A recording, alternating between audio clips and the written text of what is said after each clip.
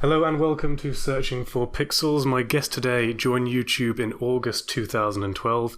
He has 7.2 thousand subscribers and 366 views on YouTube. It is none other than 8BitBrody. How are you, sir? 366? Yeah. Not 1,000, just the 6. I like that. 366,000, there you go. I'm a big time boy. I watched your content. It's so good. Thank you. It's so amazing. I mean, honestly, I didn't really know about your channel very much until a few weeks ago. I did an interview with Mandalore, and I see him comment on your videos all the time. And I said to him, what's one of your favorite YouTubers right now? And he goes, probably the best one who's not the most well-known is 8BitBrody, because his stuff is amazing. And oh my God, it's so good. I appreciate it, man. Thank you. So you started off in August 2012. Yes. That's what I have here. I always say that to the people I interview, but then they go, oh no, I really started in 2009 with this other channel. Is this where you properly started, or did you do some stuff beforehand? I mean, like anyone, there's always like messing around and doing things. I had a personal channel where I would upload goofy things that my friends and I did for years. Even though this channel started in 2012, I don't think I really started taking it seriously until about, say, mid 2016. Okay. So it's really only been about 2 years that I've been, doing weekly content, doing the same format and the same style. Before that, it was sort of, I got kind of sick of all like the JonTron inspired people on YouTube at the time and the AVGN inspired people. It just felt like, around the time that Game Grumps was starting to take off, you just saw this huge influx of people like wanting to be YouTubers and all doing the same thing. And I don't know, I kind of wanted to do my take on what if the worst person in the world tried to make that channel? Yeah. And I sort of went with that, only uploaded a video every few months, and then eventually I kind of reformatted it into the more live action on the streets things that I do now. The used car salesman of video games. Exactly. Oh man, that's great. I mean, I was thinking you were going to come down today. I was 50-50 in my head. Would he dress like he does in the videos, or was he... I was tempted, but I don't know if we're doing this in character or not. So I'm gonna guess we're not. Oh, that's great. And I did an interview with Mandalore, as I was saying before, and I went into his Discord channel and I asked the people in his Discord, what questions would you like asking? And there was one question that came up. Okay. And he didn't know the answer. But now I think you're the perfect person to ask. The question was, please ask 8BitBrody what product does he use for your magnificent hair? I mean, I just shampoo it. I just shampoo it and condition it. Aveda has a really nice shampoo. It's I forget the actual name, but it's the tagline is like thick and full. Okay. I don't really know. I go for the 2-in-1 like hair and body. That's my kind of thing. Okay. I think I have a bit too much hair for the hair and body. So everywhere, like it's all just a mess. I have to shampoo and condition every part of me. It used to be a bit longer, didn't it, your hair? Did you get it? Yeah, I donated it a while back. I do that every couple years. I'll grow it out and then donate it, chop it real short. So very nice. I was watching your videos earlier, and there's one theme that kept coming up. Like you go to the Comic-Cons and stuff. You really hate furries. Yeah, I mean, in real life, they're just kind of like. It's always weird to me because as much as a lot of people say it's not a sexual thing, I feel like it is. Oh yeah. And even if they're saying, oh, well, I'm not a very sexual person, then okay, well you're still hiding behind. I don't know. You wouldn't see someone dressed in S&M gear in just walking around. I did in London once. I mean, I did in Frankfurt once. It happens, but. It's weird to me that this thing that is, whether or not it is for everyone, it is still something very fetishized. And people want to normalize that fetish in public. And that, I don't know, it's always been weird to me. And I think that with a lot of things with the character, I just kind of ramp up things that I've always not liked. or found bizarre, and sort of just turned it to 11. Yeah. They are. It is very strange, like trying to give an interview to somebody in a big suit. That doesn't say anything. They just make noises. Some of them talk. It always trips me out when they take off their masks and actually start talking to me. Like, oh man, this isn't the content I wanted. Have you ever, in your time recording your videos, has there ever been a point where, say, you've recorded some content and it's just been too, I don't want to say bad, but controversial or a bit too much to put in your videos? Oh, all the time. Oh, really? Oh, yeah. I would say 90% of like, because a lot of the times I have to hype myself up and get in character, and a lot of the times when we start out, I'll just start saying outrageous things to kind of get my crew laughing, get everyone in a good mood. I can never put any of that in there because it's not okay. Yeah. No, I've had in one of my videos, in my Toy Fair video, I had that guy. He went on a mini tirade about kicking out the trash Muslims and everything. Oh God, yeah. And I thought that was just at the edge enough to put in, but I've had people way farther than that who have just taken the mic and gone with it on like full neo-Nazi rants, like bring Hitler back and like. I mean, I can't put that in there. Even if it's funny to laugh at to some people, it's like I'm not gonna risk my channel being demonetized over that. So, which events are they going to? Is that the Comic-Con? Anywhere. I mean, they come out of the woodwork. Everyone comes out of the woodwork at those things. Other than that, I think more often than not, the type of content that I get that is unusable is where just nothing funny happens. Right. Which then sort of becomes a challenge to me is, how do I turn this unfunny event into something funny in editing? Like there will be so many times where I'll come home from a day or a weekend of filming and it'll just be like, can I swear? Do you care? No, go for it. Fuck it. I'll just be, I'll be like, the fuck, I didn't get anything good. And then I'll have to think, how can I piece this all together? So, I mean, I guess it's kind of like a fun little challenge, but I don't know. Yes is the answer to that question. Because I was thinking in my head that the content that you're always putting out is not controversial, but you find the interesting characters. And I thought the more interesting, the more likely it's going to be put on. But I didn't think people would go full neo-Nazi. Oh, absolutely. Wow. The guy who played Flash Gordon, I can never remember his name, threatened to punch me once. Right. And his lawyer, because he was at some convention, and I just started interviewing him without...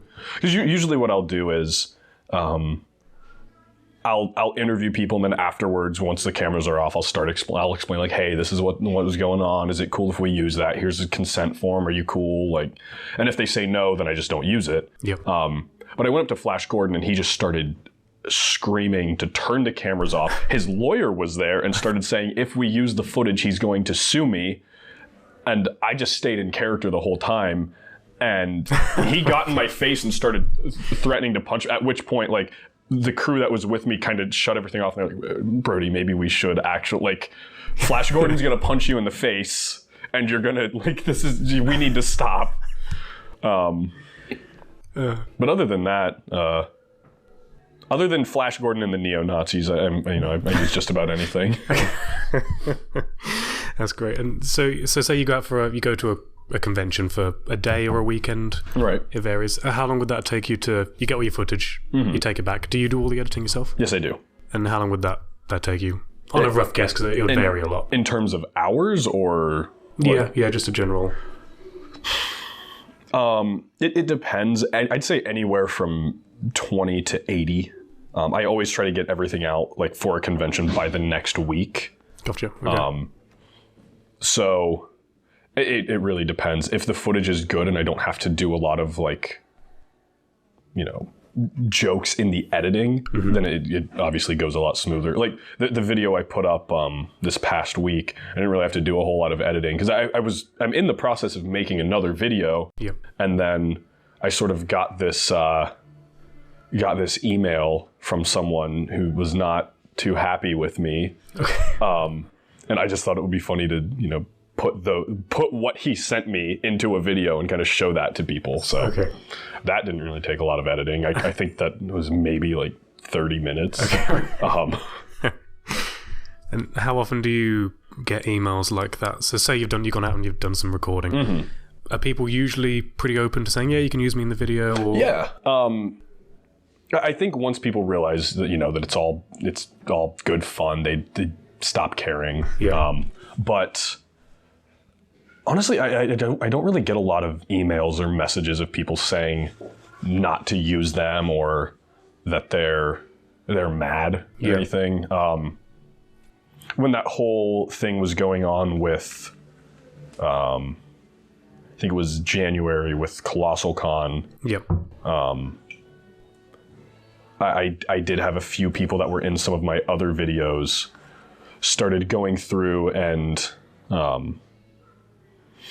I forget what it's called on YouTube, but you have to take people's faces out of videos if they say like, I'm in this video and here's the timestamps and here's my proof that I'm in it and I don't want to be in it. Okay. You don't have to take the video down, but you have to blur their faces. So I did have that happen a couple times where I had to, censor people's faces many months after the fact. But I mean, even though I'm getting consent forms and stuff, it's not something I want to fight on YouTube. So. Do you have to re-upload the video to do that for the blurred face, or is it a feature you can? It's a feature. They'll tell you, like, YouTube will give you a timestamp from this time to this time. This person is visible, and until like you have something like 72 hours to correct it, and if you don't, then they take the video down. Oh right, I understand. And has that with that Colossal Con, the events that happened for that, has that kind of blown over now, or are you still feeling any side effects from that? Because remember you were saying that... No, go ahead. You were saying that your family members were concerned, or one of your family members was concerned about the events that were taking place. No, honestly, a lot of my family was. People... I don't really get calls from my mother very often, but she was like, "Hey, I heard what was happening, and I hope you'll stop doing this stupid YouTube thing because I don't want you to get shot or something." I was getting death threats, and the thing that was most upsetting about it was the fact that, one, the video at Colossal Con was one of my more mild videos to begin with, and two, they did nothing about it. They kind of plastered my face and said, we don't like this guy because he singles people out, which was, a bit ironic. And then I started getting death threats, people saying if I ever see him at a con, I'm going to stab him, I'm going to beat him up. And on that post that they made, anytime someone defended me, they would delete the post. Oh, really? Jesus. They started blocking people from their page who were defending me, but they left up all the death threats. And they didn't tell any of those people who posted the death threats that they weren't allowed to come to their convention. Yeah. So I don't know. It was a mess. It's a big mess. I went back and I watched the video for Colossal Con, and I didn't see the problem. Yeah. I don't get it. You have done what I say. You've done worse. You've done more controversial stuff, like going and asking people if they'd rather stomp on a shit or piss in a bath. Right. So I don't see why you got all that blame for. I think it's because I started, like I said earlier, I sort of, whenever I'm trying to like get into character and get in the mood, I'll say things that are dumb to kind of take the edge off of everyone, get the laughs going. Yeah. And I made some joke like. So what had happened that day was we kept trying to film intros and people kept coming in front of the camera and saying whatever and yelling and doing their thing. Yep. And so I was starting to get a little frustrated, and I was just making a joke to get everyone back in high spirits. And I said something like, "Oh, we're here at this anime convention because making fun of anime kids is easy." Yeah. And right after I said that, unprompted, someone comes into frame and says something, and I just in the moment was like, You see what I mean? I told you so. And Good. I think that intro is what made people mad, because I made a joke about making fun of cosplayers, and they didn't seem to like that. But I think more often than not in my videos, I try to make myself the butt of the joke. Mm-hmm. It's almost like, you have all these YouTube personalities with these very introverted, for lack of a better phrase, kind of socially inept people that don't really like going out in public. Yeah. Because I know a lot of YouTubers. I'm friends with a lot of like bigger YouTubers, and a lot of them don't like the fame. They don't like the recognition. They don't like the spotlight being on them. Oh, really? And I think that, when I was sort of brainstorming this character, I wanted it to be, what if it was someone who was very socially inept and who was very introverted, but didn't know it. And they're trying to play this role of someone who is outgoing and does want to be in the public eye. So it's layers. Yeah. And the concept was, what if this weird little person brought the YouTube world to the real world? Yeah. Because who everyone is online is not, who they are in the real world. And so I wanted it to be this juxtaposition of like this stupid online character interacting with real people. Because more often, like, I'm ranting, I'm sorry. No, it's good, go for it. This is interesting. You'll see like Jimmy Kimmel or whomever doing these like on the streets videos, and it's very clinical.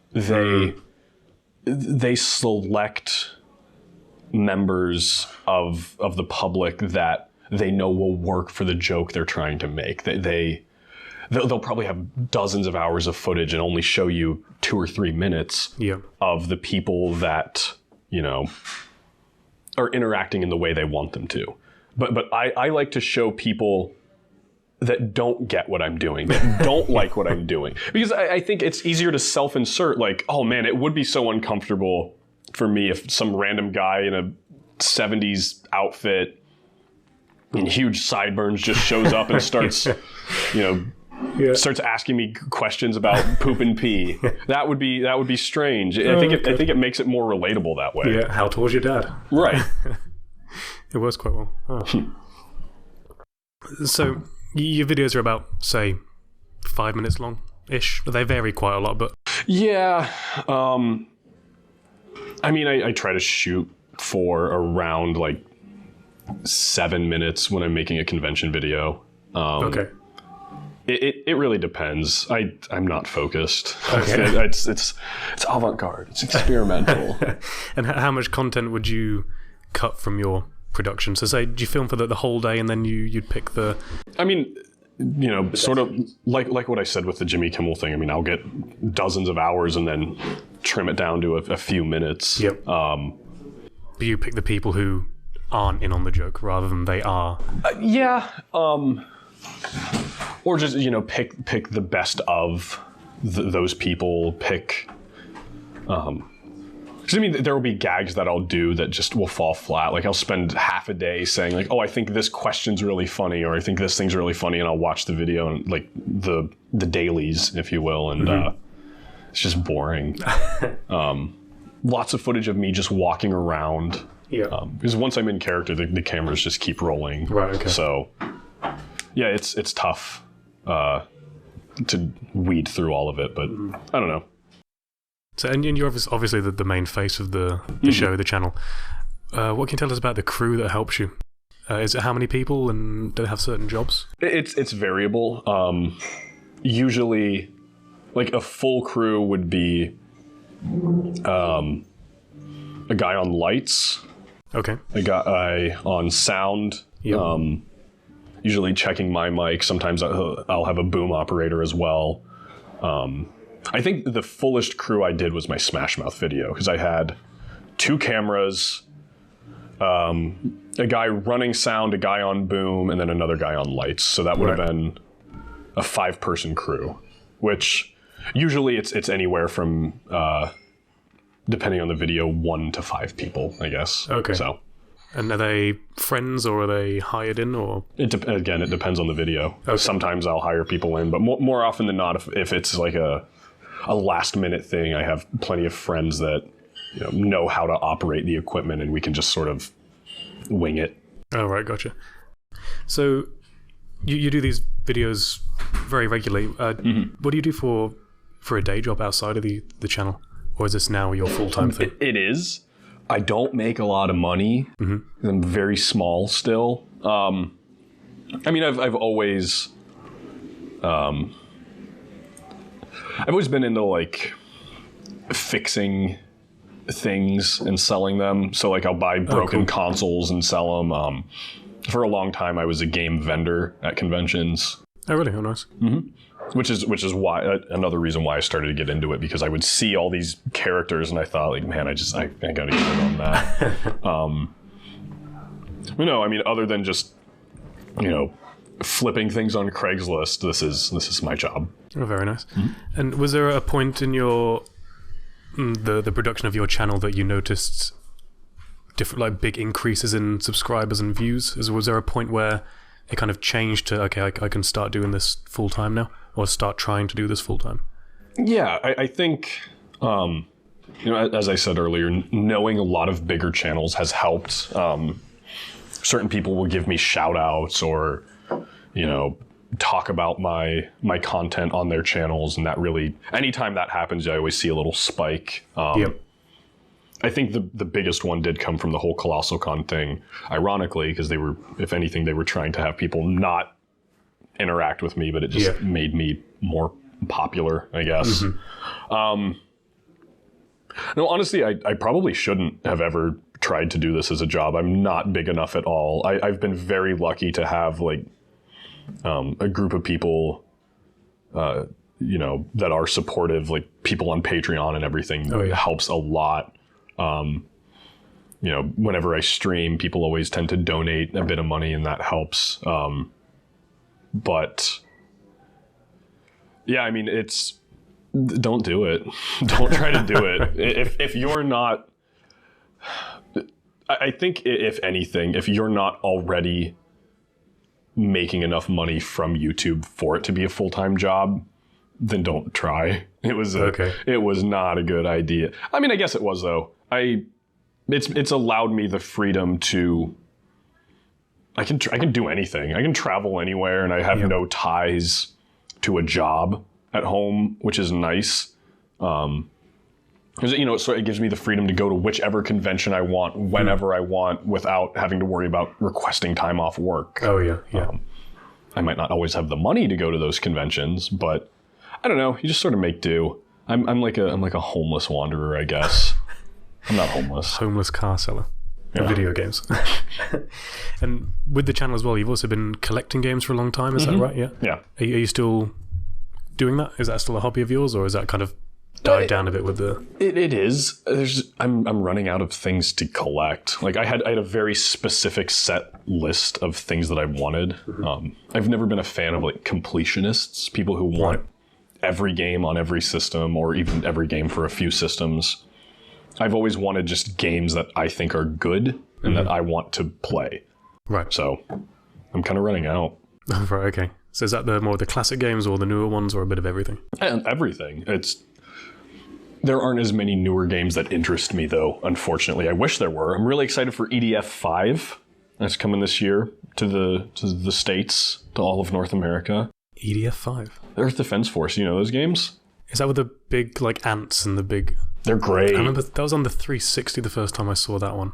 I think it's a 360 game. The third one was on the 360. That was the first one that came to North America. In Europe, though, you guys got the first two. They were Monster Attack and Global Defense Force on the PS2. Oh, right, okay. I did not know about those. They're very good. I don't know. There aren't many games coming out now that excite me. Red Dead Redemption 2 might be good, but I'm not, like, itching to play it. Yeah. I'm kind of sick of open world games. Oh, I hate them so much now. I'm so tired of them. I think after Assassin's Creed Black Flag, I was like, nope, not anymore. Yeah. They're not that interesting. Are there any conventions coming up that you're planning to go to? Yeah, I'll be at EGLX this weekend, which I'm sure by the time this is posted will have passed. Okay. So where's that? In Toronto. Oh, so that's why I heading to Toronto. Exactly. Yep. Oh, very nice. Cool. Any plans to go to? I don't know if you've seen it on the subway here in Montreal. There's advertisements for, I think it's called Mega. Mega. I've seen that. Yeah. Probably not. I think it's in November, right? Yeah, November. Yeah. I'll be back in the States for all of November. Oh, right. Okay. So how often do you come up here to Canada? Often enough, I guess. Yeah, every now and then. We've legalized weed now. I say we. They've legalized weed. Yeah. Bloody mental. I've walked past the shop a few times to see how busy it gets, and there's just hundreds of people queuing around the corner. So maybe one day I'll buy some just to be historic. Don't even smoke, but... Yeah, no, I don't know. I don't either. But I think that it is one of those things that it's like, why not? Like, who cares? Everyone does it anyway. Yeah. Like, the states aren't far off from it. I think 31 states have it medically legal, and 9 states now are completely recreational, so... 9? Really? Yeah. All I can think of is California. I forget all the others. No, California wasn't even the first. Wasn't it? Colorado was. Oh. Yeah. Okay. California, Colorado, I know Oregon and Washington, and then 5 others I don't know. So is that decriminalized, but you can't go to the shop and buy it? No. It's decriminalized in like 40 states. Right. In those states, it's legal. You can buy it. Oh, really? Like a shop you can just go to? Yeah. Okay. I did not know that. Mm-hmm. Wow. Interesting. And when you've gone to these conventions, you see, I've noticed there's quite a lot of regulars that pop up. There's the guy with the loads of buttons. Yep. He always keeps showing his head. There's quite a few. Are there any that spring to mind that you recognize quite often at these conventions that you see a lot? The button guy was just a happenstance. Like I ran into him. He came up to me at one convention and we did a bit with him, and then I just happened to run into him again and he was wearing the same outfit. No, I don't know. Who are some... I mean, other than people that are like characters in the universe, I can't really think of many people that are recurring. There's someone like Brian from Brian's Video Trader. He's a good friend of mine, and he plays, a side character sort of role in the universe. I can't really think of anyone else though. Do you have any particular favorite cosplays that you've seen that have impressed you? Because when you do your videos, you often go to some of the, how do I describe this? Not the most elaborate costumes. Yeah. Like they're okay, but has there been any that you've seen like, bloody hell, wow, that's a good costume? Yeah, I tend to not want to interview the people that have really elaborate cosplays in general, because not all of them, but the better someone is at something, you sort of reach this point where you're good and you want everyone to know it. Yeah. And so they're very fame hungry. They want to be doing interviews. They want people to notice them. And I stutter. I tend to avoid people that want to be on camera, if that makes sense. Yeah. I like pulling people out of their shell. I obviously want people that are fine with being on camera, but I don't want people that are seeking it. So a lot of the better cosplayers, I just don't really pay attention to them. No. It's like going to conventions where there are really, really big YouTubers that just have a long line the whole time, and they're always signing autographs and taking photos. I don't want to talk to those people. No. And I don't mean all of them, but a lot of them get very self-centered and very like, oh, well, of course you want my autograph. Yeah. But I don't know. Best cosplay I've seen, to answer that question, because I kind of skirted around it, I saw a really good 40K cosplay once where someone was in like full Space Marine armor and they were like 7 feet tall, and it was great. Oh, wow, nice. But that's probably that. And what would you say is your best moment from going to these conventions, or the most memorable one for you? That's tricky. I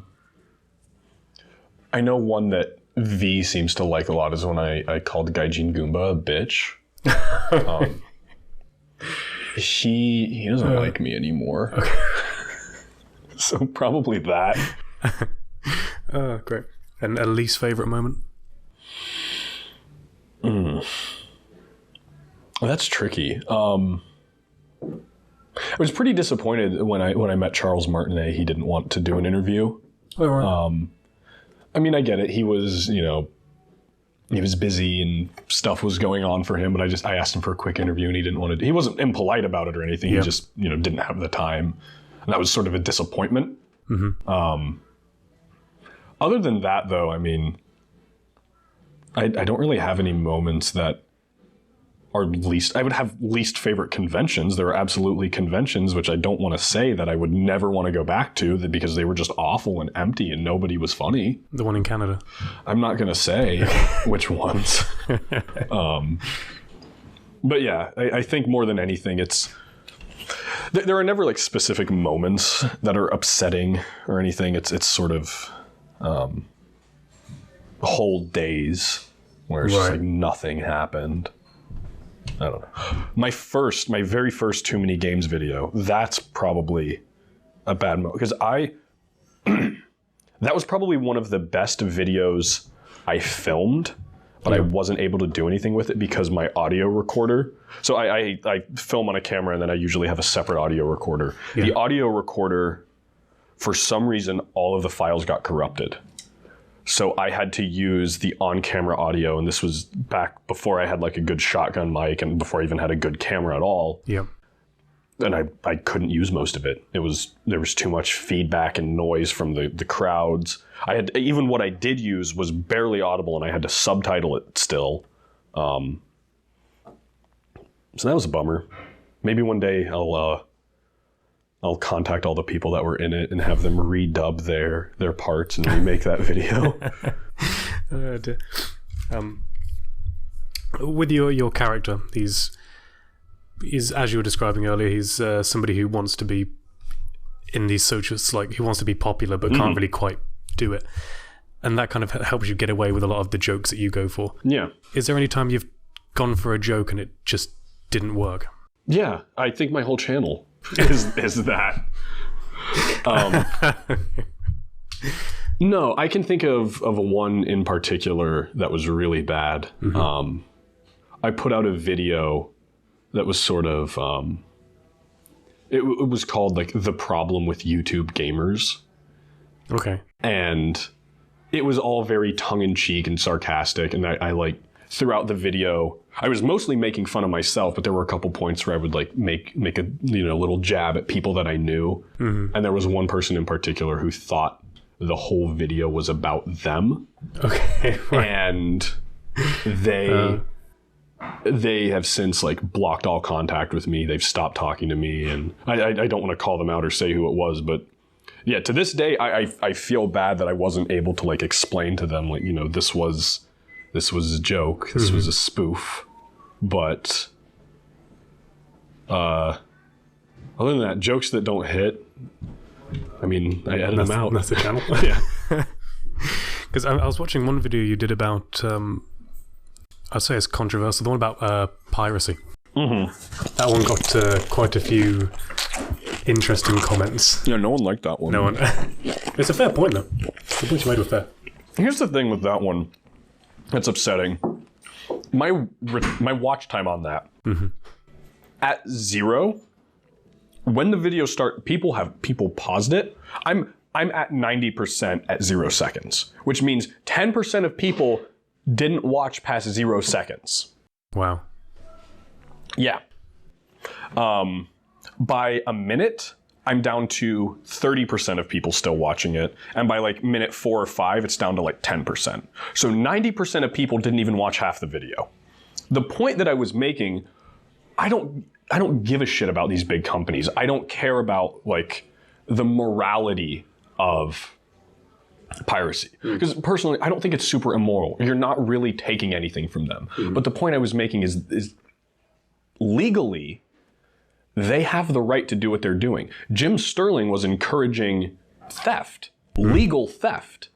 Not, whether or not it's something you're fine with is up to you, but he is making a public video where he is encouraging people to do something illegal and then acting surprised when those companies retaliate, when they say, no, we don't want this thing that is illegal happening. We are going to exercise our intellectual property rights and maintain, they didn't really seek litigation, but they did. That's right. But regardless, irrelevant. My point with that video was, I hate the way people, especially in the gaming community, act very entitled about piracy. They act like, well, if they're not going to sell it to me for a price that I think is okay, then I'm just going to steal it. Yeah. And it's like, yeah, like you can have no moral qualms with that. Just admit that that's what you're doing. Like, and I was fine with, like, in the video, I had a lot of comments of people saying, like, I don't care if it's wrong, I'm going to pirate. Fine. Yeah. Say that. But don't act surprised when these companies, aim to shut down services that are illegally distributing their intellectual property. Exactly. At the same time, if Jim Sterling were to put up a video and for whatever reason get a lot of hate, maybe he didn't like the way the video turned out, and he pulled the video from YouTube, if I were to re-upload it on my channel and start getting views and money, he would be pissed. Oh, yeah. If someone else was distributing something that wasn't, well, if he's not going to make it available for us to watch, then why can't someone else do that for free? So I don't know. People seem to miss the whole point of that video. Well, they didn't miss the point, they didn't watch it. I mean, personally, for me, I find that the argument against piracy is that I'm just very intrigued by this little guy. They're not that great. They're all right. Give it a try. Kind of boring. Yeah. For me, it's that people have worked on that. It's if you break down the big company, you've still got teams of people who have put hours into this product, and as to say, they deserve compensation, but they deserve profit for the time they put in to make that product. So if you do have a means to get it, even if it's $5 more expensive than you want to pay, I don't think that justifies, for me personally, right, I don't think it justifies taking it for free. I mean, maybe there's like a really obscure game where the publisher is shut down. They still have the intellectual property, but there is like no way to get it. Like say Lord of the Rings Battle for Middle-earth 2. You can't buy that game physically, or you can't download it legally, because it was published by EA. Then they lost the rights to Lord of the Rings, so they cannot sell it anymore. So if you can't find a used copy, then you don't really have a choice if you want to play that game. Right.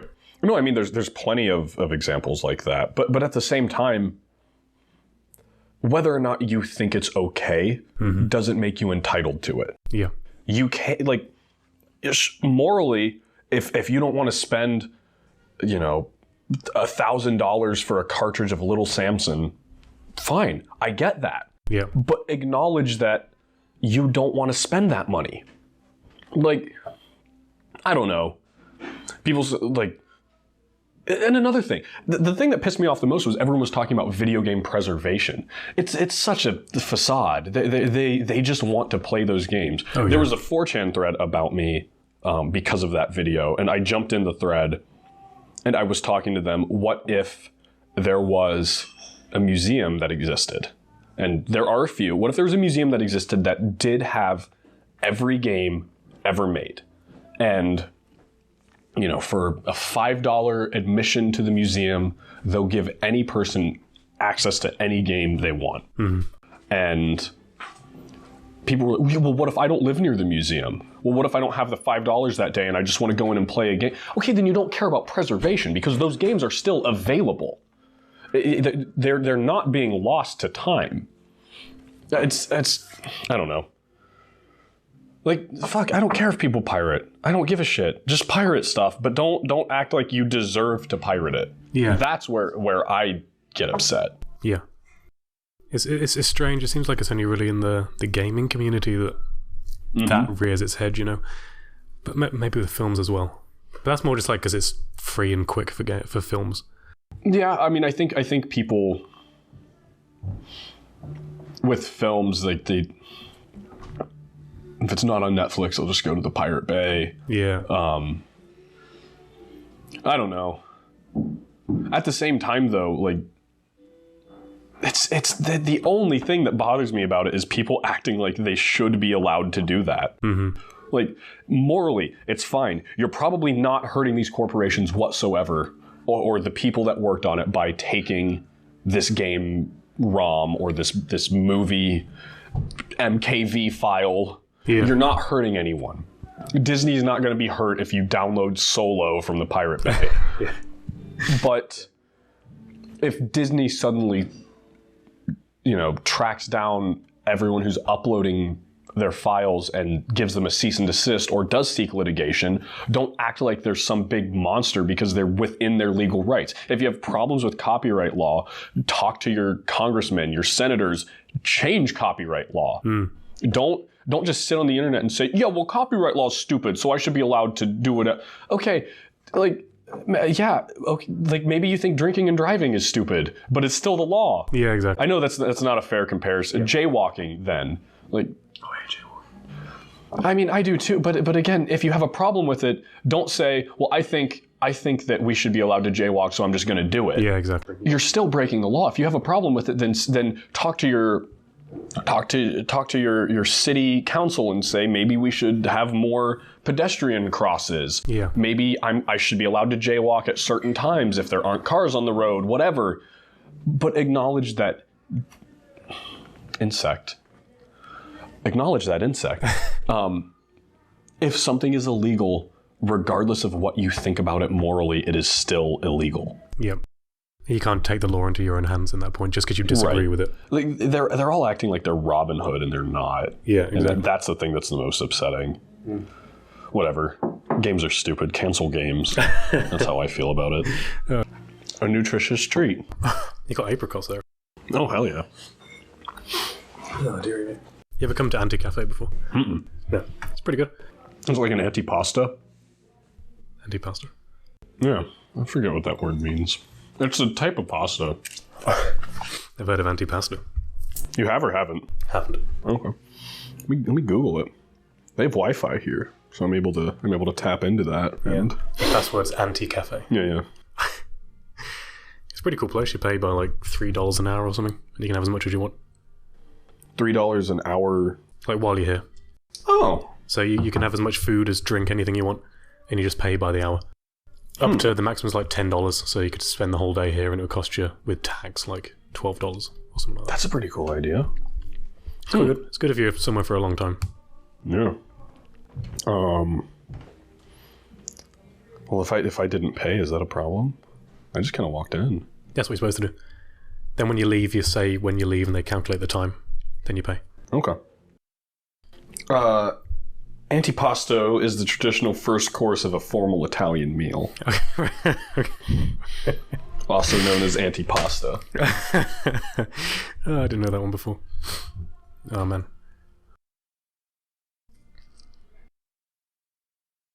Do you give interviews often? For your channel? Whenever someone wants one, sure. Oh, nice. Yeah. I don't think people care enough. It ruins the mystery. Mostly online stuff, I'm guessing, then? Like a Skype call? Or... Yeah. Why not? Yeah. So, are there any particular YouTube... there's YouTubers that I've seen on your channel that comment quite a lot. Mm-hmm. Mandalore comes to mind. Okay. Are there any particular favourites of yours that you watch regularly? I don't know if that's a loaded question. Most of what I watch on YouTube is not at all related to the types of videos I make. Okay. I don't like a lot of gaming stuff on YouTube. Like, there are people I'm friends with, and I'll support their videos, but it's not normally something I'll watch in like my free time. I don't really get excited about gaming content usually. Right. I think the only like gaming channel I really watch is LGR. Are you familiar? Yeah. Okay. He goes like to thrift shops, doesn't he? He yeah. Similar to the stuff that Yeah, I've done parodies of his thrifting videos. No, he does. I mean, he talks about like interesting tech things a lot, which I'm into. I mostly watch car channels. Oh, really?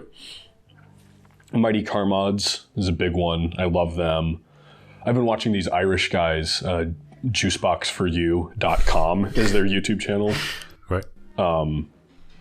They're great. You can't understand them half the time, and it's amazing. Good. We struggle. Yeah. Even in England, we struggle sometimes. Although I may be getting Irish citizenship. Oh, yeah? Because, I don't know how much you know about Brexit. Yeah. So basically, my grandfather was born in Ireland 1 year before Northern Ireland and Ireland split up. So I can technically be Irish. So if I applied for Irish citizenship, I could have dual nationality, be Irish, and stay in the European Union. So thousands of people have been doing that back home in the UK. Like some loophole to stay in the EU. So I might give that a shot. Can you go to any of the colonies anytime you want? I've never been. Not Probably. Probably. Not the US colonies, like Yeah. Canada, Australia, Oh, like New those Zealand. ones. Oh, yeah. I have to get a e-visa or something like that, so I go online, I pay like $5, and I can just go through. You don't need a passport? I need a passport as well, Okay. yeah, need a passport. But there's no, I don't have to go to an embassy and get a visa. Nothing like that. And for while I'm staying here in Canada, I'm on a working holiday visa. And usually it's 1 year long. But for certain countries like the UK, Ireland, France, they get 2 years. So things have like a connection in the past kind of thing, a bit closer relationship. Weird. Can stay for 2 years. That's interesting. Yeah. Hong Kong I can go to, no fucking problem. That's great. Oh yeah, does England still... Are you still with Hong Kong? No, we broke up. Okay. Yeah. There's still connections there. Right. If you go there, it's really weird. It's like half Chinese, half English. Like they drive on the left and there's double-decker buses, but everything's in Cantonese and weird. It's Have interesting. you been? Yeah, I used to live in China. I lived in Beijing for a year. You're all over the place. That's what I'm trying to do, man. Okay. It's fun. I like adventure. No, I'm into that. Yeah, it's good fun. But I lived in China. Then I traveled around Asia while I was there, and then lived in France for a bit. Now I'm here, and then I might go to Japan. And fuck knows. Yeah, fuck it. Exactly. Life's a risk. Exactly. Makes it interesting, at least. Yeah. No, I'm into that. You do a lot of traveling yourself? I do. I like having a home base, though. I have a lot of shit. Oh, yeah. I have lots of games. A lot of games. I have a lot of music equipment. I have cars. I have to stay in one place. I'm a self-made man, though. Yeah. I earned it all. You got your base in America then? Ohio still? Yeah. And you jump around from there? Ohio's a great place because... Hold on. Oh, God. Ohio's great because it's... Like Columbus specifically, it's sort of like an untapped American city. Right. It's one of the bigger cities in the U.S., but not a lot of people know about it. They refer to it as the biggest little town in America. Okay. 'Cause everyone there's still super friendly. There's tons of stuff to do.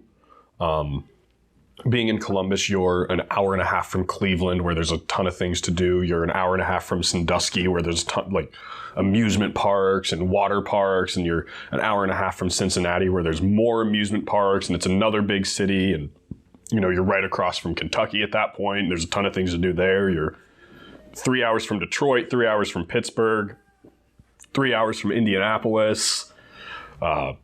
6 hours from Chicago, 8 hours from Philadelphia, 8 hours from New York City, 6 hours from Syracuse. Like in one day, I could drive to almost any major U.S. city, like any northern U.S. city on the East Coast.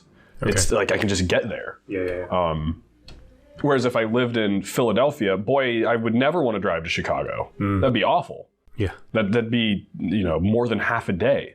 I don't know. Columbus is a great hub. That's the point I'm making. Okay. Travel to Columbus, where art makes Columbus, and Columbus makes art.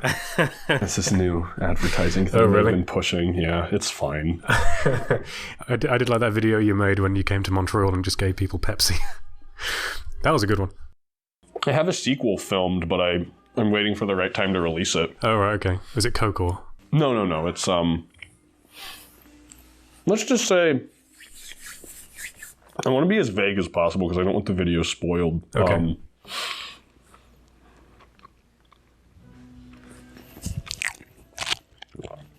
Sorry, when I have food in front of me, I want to eat it. Just like Jimmy Kimmel. Yeah. There's more than 2 languages spoken in that video, and the primary one's not going to be English. Okay. So I'll leave it at that. Can you speak French? Well, you can speak. I think you can speak a little bit. Okay. Mon français ce n'est bon pas. What did I just say? My French. No, that's right. Yeah, my French isn't very good. Yeah, I had to think about it. I just said it. It just came out. I guess I do speak French. Oh, that's great. Calice. Where is Ohio? Because you're talking about Ohio. It's in the U.S. Okay, right. More specifically, because I know nothing about America. Can I? Yeah, go for it, yeah. All right. Well, here's the UK. I'm going to draw a very accurate US for you.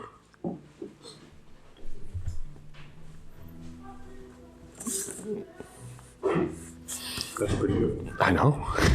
I've done this before. And then here's Canada.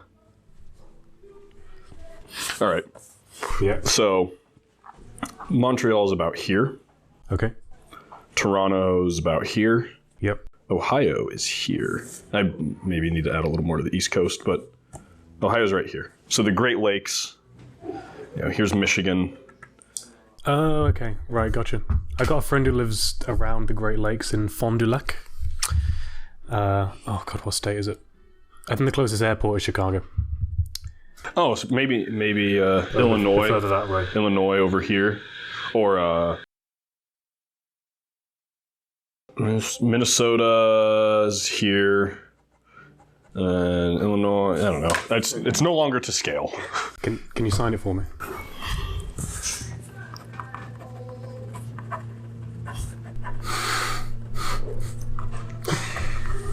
There we go. I can flog this on my channel now as a prize.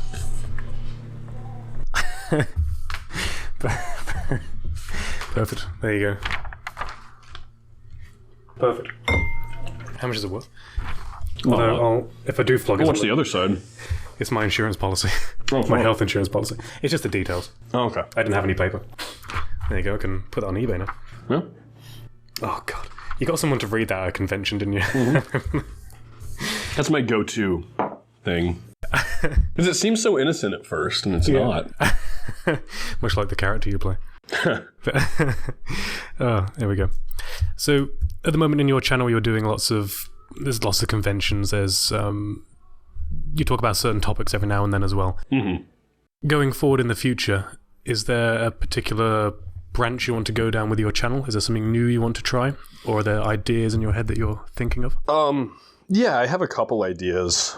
I've thought about reformatting it entirely. YouTube is actively doing a lot of things to, and this isn't just like speculation. I don't think I can get into details contractually, but YouTube is doing a lot of things intentionally to hurt smaller channels. Okay. Smaller channels tend to be the more problematic ones with advertisers, and they want to take steps to limit smaller channels. It's harder to regulate small people because you can't keep an eye on all of them. So if you keep everyone small, then they can't get advertising. Mm-hmm. So again, don't want to go into details with that, but because of that, unless you're doing daily videos, it's next to impossible to grow doing periodic content. Okay. So I might have to switch from uploading weekly to monthly. Okay. At which point I would be doing the same type of content, but I would reformat it. I've thought about doing like a Space Ghost Coast to Coast type thing, or like an Eric Andre show. Okay. Where I would have like a set as the home base. I would still put the same amount of time and effort into it, but it would be like I would have this home base, like maybe me behind a desk, like some 70s talk show, and then that'd be great. And then be like, oh, now let's check out this clip where I went to this convention or whatever, and then it would be, you know, instead of having an episode or a video every week, those videos would be part of a larger video. I see. Okay. So I might make a shift towards that at some point because YouTube isn't promoting one.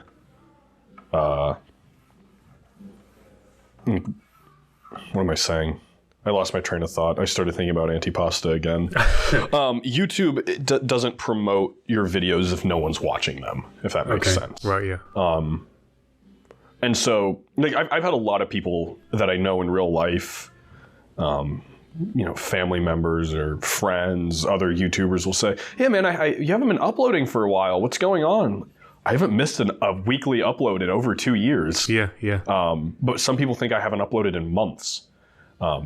I've had viewers tell me, like people in my Discord or whatever will say like, "Oh yeah, you know, I have the bell turned on and I haven't seen your videos for a couple weeks. I didn't know. I thought you were taking a break or something." Oh, really? Yeah. No, YouTube's fucked right now. I had a friend tell me recently he made more money last month on Facebook than he did on YouTube. On Facebook? Yeah. Facebook has a new program where they're trying to compete with YouTube. I see. So I've been uploading older videos onto Facebook. Just why not? Yeah. But either way, to answer your question, yeah, I'll probably reformat at some point if it doesn't trend up. Because for a long time, my channel was trending up. Yeah. Then it stagnated. Now it's dropping off again. Right, okay. My last month, I had the worst views that I've had in over 2 years. Okay. And I had the worst subscriber growth I've ever had. Right. So something's not working. Mm-hmm. And I don't know. I don't want to put all the blame on YouTube, but the type of content I want to make clearly isn't aligning with the type of content they want to promote. Okay. And maybe I'm just full of myself and I need to realize that my channel's not that good. Or, you know, maybe it is. I don't know. It's tricky. I'm sure other smaller creators know how it feels. I'm sure you know how it feels. You know, because you've only been doing this for a couple months now, right? Yeah, it's been about... where did I start? Probably early October, around that time. Okay. I started off... I came to Montreal on August 22nd. Lived in a hostel, worked there to stay there for a while. Okay. And my first recording session, I was... Luckily, there was nobody else in the room because I was working there. I was in like the employees' bunk bedroom. So I had this microphone set up on top of a bunk bed, like the windows closed and drunk people smashing around downstairs and just like, shut up. Like, I got to start somewhere, you know? So it is relatively new. But I'm still learning a lot. It's tricky though. When people tell you you're doing everything right. Mm-hmm. But for some reason, it's just not working. Yep. Then, like, what do I need to be doing differently? I don't know. You know, if you're covering the right topics at the right time, if your videos are the right length, if you're doing your tags the right way, if you're doing your titles the right way, if everything is perfect, but it's just not working, then what? I don't know. Reevaluate your life is the answer.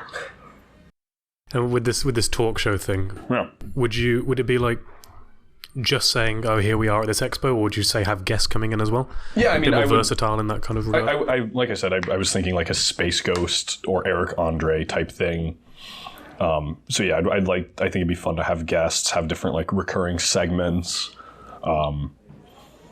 I don't know. I have a lot of things brainstormed. I don't know if it's something that will ever come to fruition, but it's an idea I've been throwing around with a couple people. Okay. So would that be like a longer form video as well? So right, exactly. So instead of putting out like 4 videos in a month, I would take those same 4 videos and put them inside this talk show format and then have other little bits in between them. Okay, right. So it maybe turn out to be half an hour per video. Okay, yeah, gotcha. And that may work better with the YouTube algorithm. Exactly. That kind of thing. That sounds really good. I don't know. Yeah, I'd love to see that. Yeah. It'd be a change, but like I said, it's an idea right now. It's not nothing beyond that. I'm not taking steps towards it, but I'm throwing around the idea. Yeah. That'd be really cool. Yeah. And for your videos, where do you get the music from? I make it.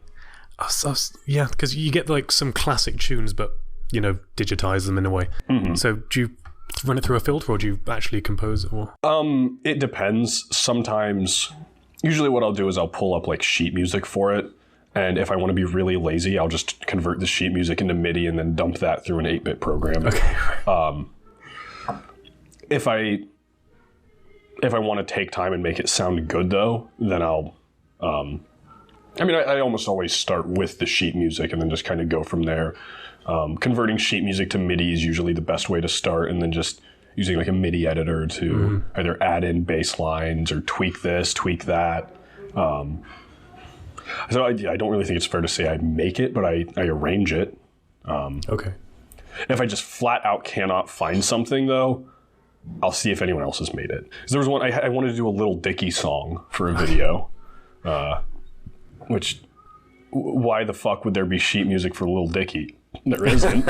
And I did not want to take the time to transcribe it and figure it out. Luckily, someone else already did, and I asked to use their track, and they never got back to me. Oh. So I used it. Okay. Oh, that's great. But if they ever tell me to take that video down, I'll say, I guess I have to. Oh, God. What's the... some of your videos, you made, I think, 2 or 3 videos about you going on Omegle with a Skype chat and seeing what you can find. What's the weirdest thing you found? Except for the guy jacking off to Halloween. Oh, I mean, we've had, lots of people jacking off to look like weird things.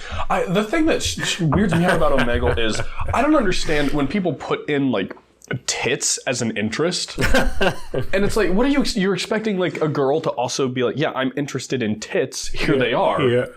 Or, like, I'll put women as an interest and like, are you expecting to find women? Yeah. I'll put dicks. Dicks is my interest, and then you'll see guys, and it's like, oh, let's talk about dicks. You want to show your dick? Like, no, you another dude. I want to find someone who's interested in my dick. I don't want other people. Like, people don't seem to realize that the interest section on Omegle goes both ways. Oh, good. You did find a fan on there once, though, didn't you? I think one of your videos. A couple times, yeah. Now, yeah. I think it's fun. I usually like tweet out whenever I'm going to do an Omegle video and hope that people come find me. So okay, I thought it was just coincidence. That'd have been a hell of a coincidence. It would have been great. That'd have been amazing. So I've only got a couple more questions left. Okay. What's your favorite game or game series? I know you're interested in Earth Defense Force, but if you had to pick, I love EDF. And Double Dribble doesn't count. That's tough. I think it's easier to like break it down by genre. Okay. Earthbound was super important to me. When I was younger, I've always loved Earthbound. Mm-hmm. The Mother series is really good. I'm really into shooters, like first-person shooters. I'm into like Doom. I think is one of the best games of all time. I love the Halo franchise up to a point where it went downhill. Okay. I don't know. I don't really like game. Mega Man. I like Mega Man. Other than that, I don't know. I'm into a lot more of like the classic stuff, not to be like a fucking cunt about it, but new games, there's just not many that interest me. To me, with the game, I like to view games as a challenge or like an experience. Okay. I don't like games that are very story driven. I like to feel like I've accomplished something. I like games that make me feel like I have to earn a skill to beat them. Yep. Which is why I don't think I like a lot of RPGs, because it doesn't feel like I'm earning a skill. It feels like I'm grinding a character until they're good enough to beat a boss, and then I beat the boss, and then I don't know. So I can't get into most open world games because it doesn't feel. It just feels like I'm going around. I can't get into a lot of collectathons because I'm just going places. I tend to like platformers from like the 8 and 16-bit era. It's a vague answer, but there you go. There you go. Ever play, speaking of shooters, ever play Time Shift? It was a Sierra publisher, 2007, 2008. I'm thinking of Time Splitters, but no, I don't think I've ever played Time Shift, no. Okay, I'll introduce you to that one. Okay. I mean, the single player was pretty average at best, but the multiplayer was so funny. See, I'm not into multiplayer games. No? I mean, there are some shooters that I don't mind playing competitively, but in general, I think that I like cooperative games, but to me, there's always been something bizarre about competing in game. I think I'm just not a very like naturally competitive person. I don't know. I just sort of feel like it amounts to nothing in the end to me, in a more visceral sense, I guess. Yeah, I don't really like competitive games.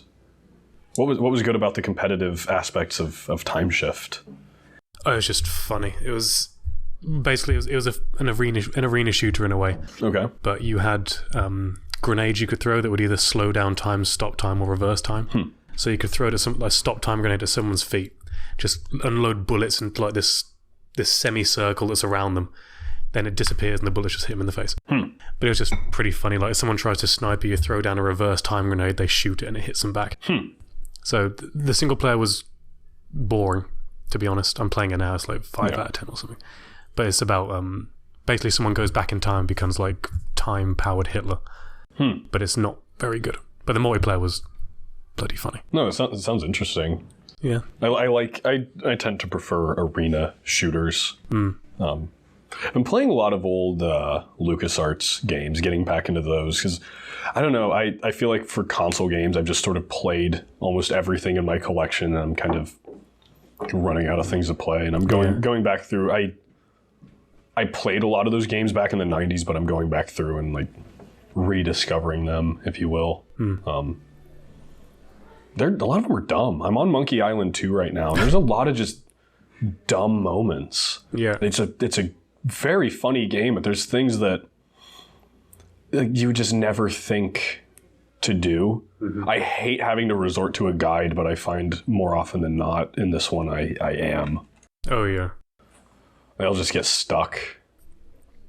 Yeah, I did that with the Grim Fandango. That's a good one. Yeah, that was a good one. There are a lot of moments in that game though as well. What other questions do you have? There's one. I started playing a game recently because I watched one of your videos, Doki Doki Literature Club. Okay. That was good. Well, that was interesting. Yeah, I didn't really like it. I made a video about it solely because someone said this game's going to be popular and you should do a video about it. It's my least favorite video I've ever done, and it's my most viewed one. It's your least favorite? Yeah, I hated that video. Why? Because it wasn't me. I made that video to get views and to get people into my channel, and it worked. But I don't know, that it didn't feel like me. Okay, but that was interesting. That twist. I won't ruin it, but no, it was interesting. I'm more impressed with the coding of the game, without spoiling anything, than I am the game itself. I do like that it's not just a typical anime visual novel. Yeah, it does something interesting with it. Yep. But to me, it fell flat a bit. I feel like it could have done more. They have a really interesting collection of movies and TV shows. I see something in Cyrillic back there. I got Mulan. Yeah, Mulan, Almost Famous, and is that Tokyo Drift? Yeah, Fast and the Furious. God, they have got a good one. Sherlock Holmes as well. Damn. It's very diverse, very eclectic. Yeah, perfect for a coffee shop. Well, I have a couple Fast and Furious movies. Yeah. You collect movies as well, don't you? For your Yeah. I collect movies. Maybe you can steal one. I mean, borrow one.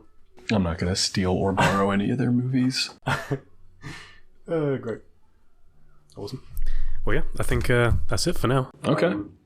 Thank you very much for coming along and doing this, Brody. I really appreciate it. I had a good time. No, I thank hope you for did as having well. me. I did. And next time you come down, we'll go thrift shopping and we can do Brody Eye for the British guy or something. And Ooh, I like that. that could be a good one. That's a good idea. So yeah, thank you very much. All right, goodbye. I'm dead inside. Cool, there you go. I'll just stare at the camera for a few minutes here so you get good Okay, well, good you keep staring. All right.